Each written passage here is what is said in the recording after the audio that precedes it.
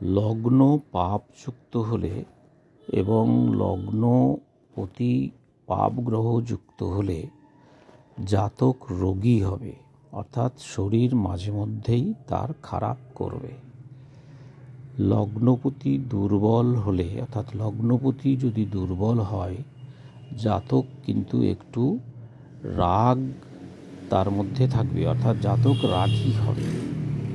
এই লগ্নপতি যদি কেন্দ্র কোন স্থানে থাকে, অর্থাৎ 1, 4, 7, 10-এ থাকে এবং পঞ্চম নবমে থাকে, তাহলে জাতক ব্যাধিহীন হয়, অর্থাৎ জাতকের শরীর ভালো থাকে, রোগ শোক কম হয়, অর্থাৎ জাতক শরীরের দিক থেকে সুখী থাকে।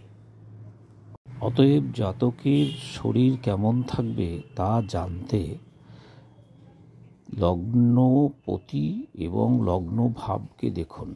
লগ্নপতি এবং লগ্নভাব যদি সুস্থ এবং সুন্দর থাকে, অনুকূল এবং থাকে, তাহলে জাতকের শারীরিক এবং মানসিক সমস্যা কম হবে।